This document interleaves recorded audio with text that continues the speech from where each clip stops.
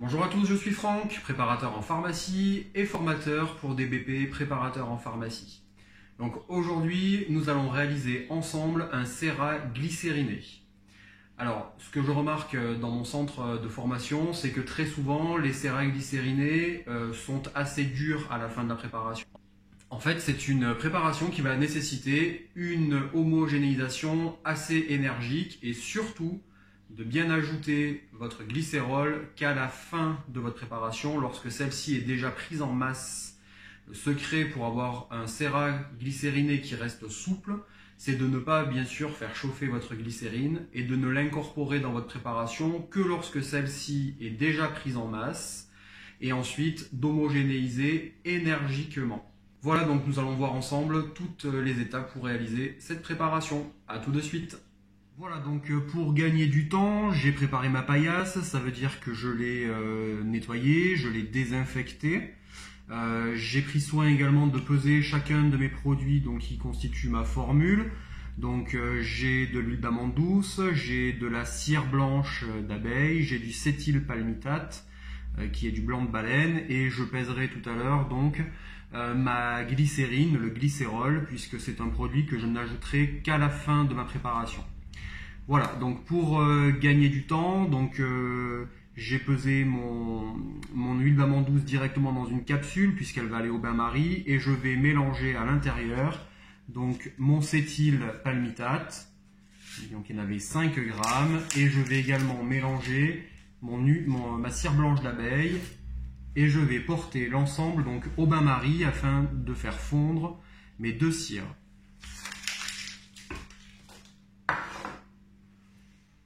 Hop, donc pour gagner du temps, j'avais fait fondre donc au préalable mes deux cires. Donc j'ai un mélange donc qui est pour l'instant homogène, huileux, qui est constitué donc de mon huile d'amande douce, ma cire blanche et mon cétylpalmitate. Je vais maintenant homogénéiser donc cette préparation jusqu'à prise en masse. Donc pour cela, j'utilise un abaisse-langue en plastique, donc sans rebord. C'est une petite astuce qui m'avait été donnée d'une amie d'un autre centre de formation. Et en fait, ça permet d'obtenir déjà un mélange qui va refroidir beaucoup plus vite, qui va être beaucoup plus homogène. On a une surface de contact avec la préparation qui est plus importante qu'avec un agitateur. Donc j'homogénéise ma préparation et je vais mélanger ainsi en fait jusqu'à ce que la préparation soit prise en masse.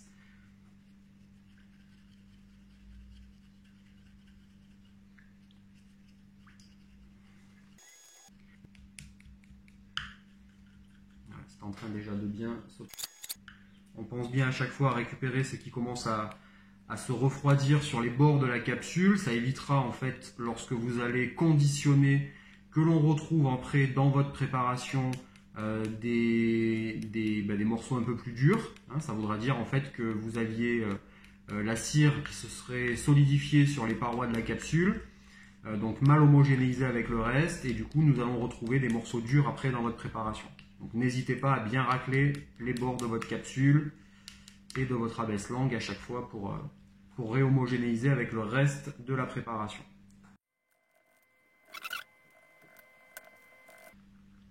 Voilà, je vais effectuer la pesée de mon glycérol pendant ce temps. Donc, mon glycérol, pareil, pesé dans une capsule, étant donné que c'est un produit qui est visqueux, si je le pèse dans un bécher, je vais avoir des pertes. Donc, ne pas hésiter avec une carte aussi après à racler votre abaisse-langue si besoin. Puis racler donc la capsule, bien décoller tout ce qui est sur les parois de votre capsule.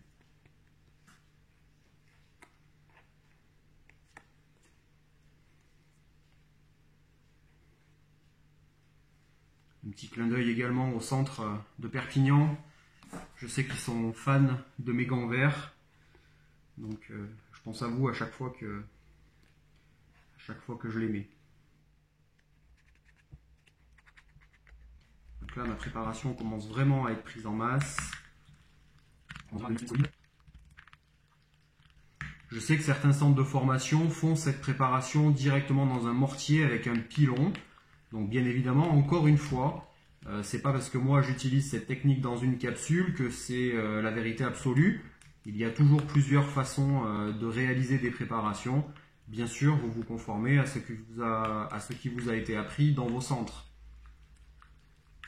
Voilà, donc là j'ai une préparation qui est vraiment semi-solide. Le sillon laissé par mon abaisse-langue donc reste parfaitement ouvert. Donc je vais pouvoir incorporer mon glycérol. Donc pareil, hein, je l'incorpore, je mélange bien. C'est là où il faut surtout être parfaitement énergique. Donc, avec ma carte, je vais récupérer le glycérol qui est au fond de ma capsule afin d'éviter les pertes.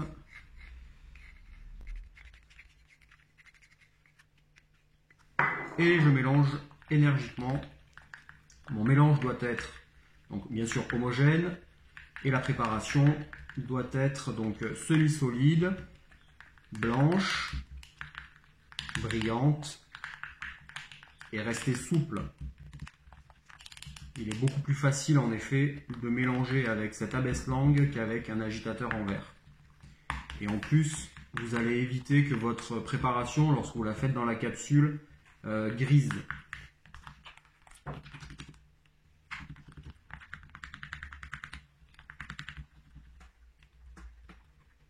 Là, j'ai un résultat qui est vraiment satisfaisant. Elle est prête à être conditionnée. Voilà, donc j'espère que cette petite démonstration vous aura permis de revoir peut-être un petit peu la façon de faire pour ce sérat glycériné. Encore une fois, je vous remercie d'être de plus en plus nombreux à me suivre et à bientôt donc pour de nouvelles vidéos. Merci beaucoup.